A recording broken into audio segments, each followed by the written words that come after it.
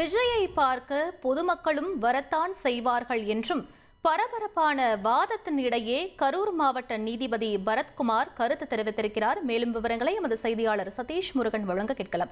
சதீஷ், நீதிபதியின் இந்த கருத்து தொடர்பான முழு விவரங்கள் என்ன பதிவு பண்ணுங்க. வணக்கம். கரூர் சம்பவம் தொடர்பாக இந்த வழக்கானது கரூர் குற்றவியல் நடுவர் நீதிமன்றத்தில் விசாரணை என்பது நடந்து வருகிறது.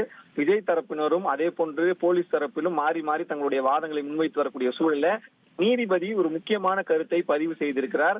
அந்த கருத்து என்னவென்று பார்த்தோம் என்றால், இது போன்ற பொதுக்கூட்டங்களுக்கு விஜய் போன்ற நபர் வரும்பொழுது பெண்கள் குடும்பத்துடன் வரதான் செய்வார்கள் என்பதை அந்த வாதத்துல ஒரு கருத்தை அவர் முன்வைச்சிருக்காரு. அதாவது இந்த வாதமே என்னன்னு பாத்தீங்கன்னா, வந்த கூட்டத்தை கட்டுப்படுத்த தவறியதாகவும் வந்த கூட்டத்தை முறைப்படுத்த தவறியதாகவும் ஒரு தரப்புல போலீசார் தாவேகா தரப்புலையும், அதே போன்று தாவேகாவினர் போலீசார் மீது எவ்வளவு கூட்டம் வந்திருந்தாலும் அதை முறைப்படுத்த வேண்டிய கடமை என்பது காவல்துறையினருக்கு இருக்கிறது என்கிற இந்த ஒற்றை வரியில தான் ஒட்டுமொத்த இந்த வாதமானது நடைபெற்று வருகிறது.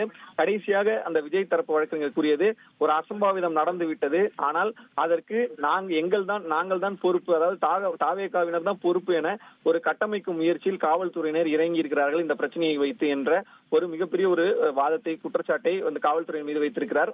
இந்த வாதம் என்பது 12 மணிக்கு தொடங்கியது. சுமார் 1 மணி நேரமாக கரூர் நீதிமன்றத்துல, கரூர் குற்றவியல் நடுவர் நீதிமன்றத்துல 1 மணி நேரத்திற்கும் மேலாக இந்த வாதம் என்பது தொடர்ந்து நடைபெற்று வருகிறது. நாம் முதலில் இருந்தே இந்த வாதங்கள் என்னென்ன நடந்தது, காவல்துறை தரப்பிலும் அதே போன்று விஜய் தரப்பு வழக்கறிஞர் தரப்பிலும் என்னென்ன வைக்கப்பட்டது என்பதை நாம் பார்க்கலாம்.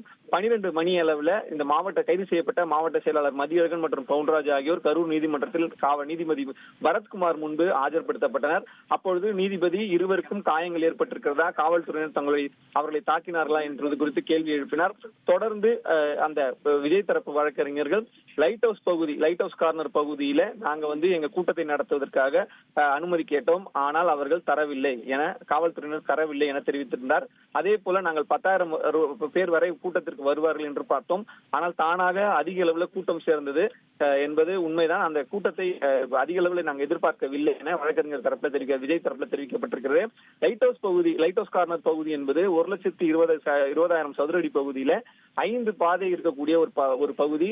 எனவே அங்கு எங்களுக்கு அனுமதி வழங்கணும்னு சொல்லி கேட்டிருந்தோம். ஆனால் ஒரே வரி பாதை, அதாவது ஒரு வழியில உள்ளே வர முடியும், ஒரு வழியில வெளியே செல்ல முடியும் என்கிற ஒரு நீண்ட பாதையை எங்களுக்கு அந்த வேலுசாமிபுரத்துல அந்த பகுதியை கொடுத்திருந்தாங்க. அதே போன்று லைட் ஹவுஸ் கார்னர் பகுதியை நாங்க அளந்தும் காமிச்சோம். அதாவது தாவேகா தரப்புல நாங்க காவல்துறையினர் அழைத்து சென்று அந்த பகுதியை அளந்து காண்பித்தோம். ஆனா அப்போதும் எங்களுக்கு அனுமதியானது மறுக்கப்பட்டது. குறிப்பாக காவல்துறையினர் தரப்பை தெரிவிக்கும் பொழுது 30,000 முதல் 40,000 பேர் வருவார்கள் என காவல்துறையினருடைய உளவுத்துறை அதிகாரிகளே உளவுத்துறை ரிப்போர்ட்டை அறிக்கையை எங்ககிட்ட இருக்குன்னு சொல்லி காவல்துறையினர் எங்களிடம் தெரிவித்ததாக நீதிமன்றத்துல விஜய் தரப்பு வழக்கறிஞர் தெரிவித்திருக்கிறார். அதே போல கரூர் மாவட்டத்தில் சனிக்கிழமை சம்பள நாள் கூட்டம் அதிகமாக வரும் என்று போலீசார் தெரிவித்தனர். ஆனால் சனிக்கிழமை யாரும் வரமாட்டார்கள், பெரிய அளவில் கூட்டம் வராது என்று எங்கள் தரப்புல நாங்கள் சொல்லியிருந்தோம். இது தொடர்பாக நீதிபதியும் இடையிடையே கேள்விகள், பல்வேறு சந்தேகங்களை எழுப்பினார். குறிப்பாக கரூர் நகர போலீஸ் டிஎஸ்பி இந்த வாதங்களுக்கு பதிலளித்தார். கேட்ட லைட் ஹவுஸ் கார்னர் பகுதி என்பது அமராவதி பாலம் அருகே இருக்கக்கூடியது. எனவே அந்த பகுதியில் கூட்டம் நடத்தினால் பெருமளவு பொதுமக்கள் அந்த பாலத்திலிருந்து கீழே விழுவார்கள். அதே போன்று இன்னொரு செம்மடை மேம்பாலமும் அந்த பகுதியில் இருப்பதால் அங்கிருந்து விழுவதற்கான வாய்ப்பு இருக்கிறது.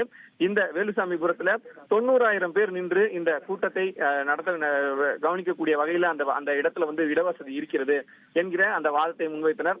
அதே போன்று அந்த வேலுசாமிபுரத்தில் தான் சில நாட்களுக்கு முன்பாக இந்த கூட்டம், தாவேகா கூட்டம் நடப்பதற்கு முதல் நாள் 15,000 பேர் கலந்து கொண்ட ஒரு மாபெரும் கூட்டம் என்பது நடைபெற்றது. எதிர்க்கட்சி தலைவர் கலந்து கொண்ட கூட்டம் அது. அந்த கூட்டத்திற்கு 15,000 பேர் வருவார்கள் என்று அவர்கள் தெரிவித்த நிலையில 15,000 பேர் தான் வந்தார்கள்.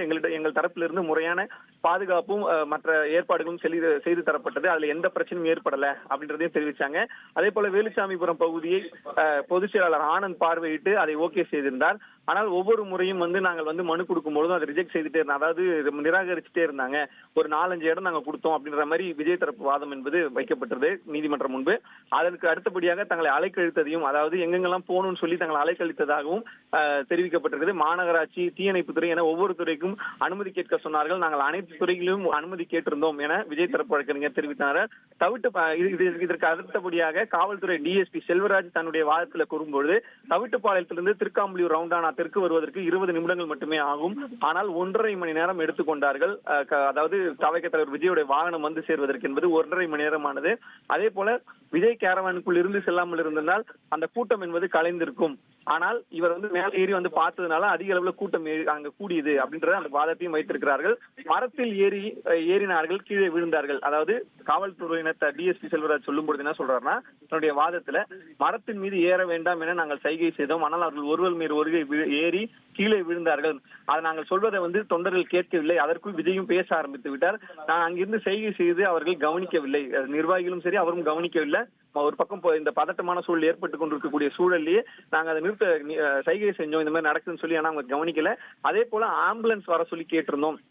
அங்கிருந்த ஆம்புலன்ஸை வர சொல்லி கேட்டபொழுது கூட்டத்திற்கு நுழைந்த ஆம்புலன்ஸை தாவேகாவினர் தடுத்து அவர்களிடம் வாக்குவாதத்தில் ஈடுபட்டனர் என தெரிவித்தார். ஆனால் அதே போல காலை 7 மணியிலிருந்து இது போன்ற பல்வேறு அடுக்கடுக்கான குற்றச்சாட்டுகளை வந்து தன்னுடைய வாதங்களாக நீதிமன்றத்தில் டிஎஸ்பி செல்வராஜ் வழங்கி வந்த சூழல்ல இந்த பதிலளிக்கும் வகையில விஜய் தரப்பு வழக்கறிஞர்கள் காலை 7 மணிலிருந்து இரவு 7 மணி வரை தொண்டர்கள் காத்திருந்தனர். ஆனால் போலீஸ் மேலும் குவிக்கப்படவில்லை.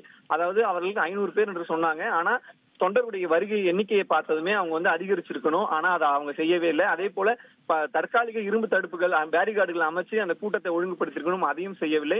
குறிப்பா விஜய் வாகனம் உள்ளே வந்ததும் அதை சுற்றி இரும்பு தடுப்புகள் அமைக்கப்பட்டிருந்தால் ஓரளவு கட்டுப்படுத்தப்பட்டிருக்கும் எனவும் நாங்க கேட்டோம். ஆனா அதையும் வந்து அவங்க செய்யவே இல்லை. 4 மாவட்டங்களிலிருந்து ஏராளமான தொண்டர்கள் வந்து விட்டார்கள், எங்களால் கணிக்கவே முடியவில்லை என விஜய் தரப்பு வழக்கறிஞர் தெரிவித்தனர். அதே போல வேலுசாமிபுரம் என்பதும் முதற்கட்டமாக எங்களுக்கு ஒதுக்கப்பட்ட இடம் இல்ல, அதை காவல்துறையினர் முன்னதே ரிஜெக்ட் செஞ்சிருந்தாங்க, அப்புறம் திரும்பவும் வழங்கினாங்க. முதல் ரிஜெக்ட் செய்யப்பட்ட இடம் தற்போது எப்படி அந்த இடத்துக்கு அந்த கூட்டம் நடத்துவதற்கு ஒரு தகுந்த இடமாக மாறியது என்கிற கேள்வியையும் அவர் முன்வைத்திருந்தார். சென்டர் மீடியன் கற்களை அகற்ற சொன்னோம். அதை ஏற்கனவே சொன்னது போல அந்த சாலை பகுதி என்பது ஒரு நீண்ட சாலை, ஒரு வழியாக உள்ளே வர முடியும், ஒரு வழியாக வெளியே செல்ல முடியும். ஆனால் அதுல நடுவில் இருக்கக்கூடிய அந்த தடுப்பு சுவர்களை அகற்றி இருந்தால் இன்னும் கூடுதல் இடம் கிடைத்திருக்கும், இந்த போன்ற பிரச்சனைகள் தள்ளுமுள்கள் ஏற்பட்டிருக்காது என தெரிவித்தோம். ஆனால் அவர்கள் அந்த நெருக்கடி கால பாதையை எதுவும் ஏற்படுத்தவில்லை. மிக முக்கியமான ஒரு குற்றச்சாட்டு இந்த வழக்கறிஞர் தரப்பில் வைக்கப்பட்டிருக்கிறது. எப்பவுமே இது போன்ற ஒரு மிக கூட்டம் நடக்கும் பொழுது நெருக்கடி கால எமர்ஜென்சி எக்ஸிட் என்பது வைக்கப்பட வேண்டும், அமைக்கப்பட வேண்டும் தற்காலிகமாக. அது போன்ற எந்தவித ஒரு எமர்ஜென்சி எக்ஸிட்டும் அங்க இல்ல. நெருக்கடி கால பாதையை அவர்கள் தற்காலிகமாக ஏற்படுத்த தவறிவிட்டார்கள். அதே போல எங்களுக்கு மின்சாரம் வழங்குவதில் பல்வேறு பிரச்சனைகள் இருந்தது, மின்தடை பிரச்சனைகள் இருந்தது. எனவேதான் எங்கள் தரப்புல நாங்களே ஜெனரேட்டர் வைத்துக் கொண்டோம் எனவும் விஜய் தரப்பு வழக்கறிஞர் தெரிவித்திருக்காரு. அதே போல போலீசார் தடியடிய மிக முக்கியமான இன்னொரு குற்றச்சாட்டையும் இன்னொரு வாதத்தையும் அவங்க வந்து நீதிமன்றத்தில் வச்சிருக்க என்னன்னு பாத்தீங்கன்னா, இந்த தள்ளுமுள்ளுக்கு காரணமே வந்து போலீசார் தடியடி நடத்தியதுனாலதான். அப்ப அந்த தடியடி நடத்தியதுனாலதான் ஒரு சிலர் என்ன பண்ணாங்கன்னா சாக்கடையிலும் கால்வாயிலும் விழுந்தனர், அவர்களுமே பல பேர் விழுந்துட்டாங்க அப்படின்ற வாதத்தையும். தற்போது காவல்துறையினர் என்ன சொன்னாங்கன்னா, மரத்து மேல இருந்து கீழே விழுந்தாங்க, அந்த தகரக்கோட்டையில இருந்து விழுந்தாங்கன்னு அவங்க தரப்பு வாதம் வச்ச போது இவர்கள் போலீசார் தடியடி நடத்தியதால் மட்டுமே காவாய்க்குள் சில பேர் கால்வாயில் விழுந்தாங்க, சாக்கடையில் விழுந்தாங்க, அதுல சில பிரச்சனைகள் ஏற்பட்டது என்பது குறித்து தங்களுடைய வாதத்தை வைத்திருக்கிறார்கள். கூட்டம் அதிகமாக வந்துள்ளது என போலீசாரிடம் தெரிவித்தோம். அதாவது நாங்கள் எதிர்பார்த்த கூட்டத்தை விட அதிகமாக வந்துட்டாங்க, எனவே கூடுதல் போலீசாரை கொஞ்சம் டெப்ளாய் பண்ணுங்க, வர சொல்லுங்க, எனவே அதன் மூலமா வந்து கூட்டத்தை கட்டுப்படுத்தலாம் அப்படின்னு சொல்லி நாங்க கேட்கும் பொழுது காவல்துறையினர் அதை மறுத்து விட்டார்கள் என ஒரு குற்றச்சாட்டை வைத்திருக்கிறார்கள். அதே போல விஜய் பேசிக்கொண்டே இருக்கும் பொழுது ஆம்புலன்ஸ் வந்தது, ஆம்புலன்ஸும் பேச்சை நிறுத்திவிட்டார். வழக்கறிஞர்கள் உடனடியாக, அதாவது அங்கிருந்த நிர்வாகிகள் விஜய் பேச்சை நிறுத்தியதும் ஆம்புலன்ஸ் செல்வதற்கு வழிவிட்டார்கள். அதாவது காவல்துறையினர் சொன்னது போல ஆம்புலன்ஸ்க்கு வழி மறிக்கப்படவில்லை, சலசலப்பு ஏற்படவில்லை. விஜயே தன்னுடைய பேச்சை நிப்பாட்டி விட்டு ஆம்புலன்ஸுக்கு வழிவிட சொன்னார் என தெரிவித்திருக்கிறார்கள். மதியம் 12 மணிலிருந்து இரவு 10 மணி வரை அனுமதி கேட்டிருந்தோம். அதே போல கட்சி தொண்டர்களை நாங்கள் எங்கள் தரப்புல இருந்து அமைதிப்படுத்தினோம், நாங்கள் ஒழுங்குபடுத்தலன்னு வந்து காவல்துறையினர் வந்து குற்றச்சாட்டு வைக்கிறாங்க. ஆனா நாங்கள் எங்கள் தரப்புல இருந்து தொண்டர்களை ஒழுங்குபடுத்தி அமைதிப்படுத்தினோம் என்கிற ஒரு வாதத்தையும் விஜய் தரப்புல வைக்கப்பட்டிருக்கிறது. அதே போல பொதுமக்கள் போலீசார் கட்டுப்படுத்தி இருக்க வேண்டும், நாங்கள் வந்து தொண்டர்களுடைய எண்ணிக்கை அதிகரிச்சிருக்குன்னு சொல்லியிருக்கோம், ஆனா போலீசார் வந்து கட்டுப்படுத்த தவறிட்டாங்க, அவங்களுடைய செயல்பாடுகளை கட்டுப்படுத்திருக்கணும்னு சொல்லியிருக்காங்க.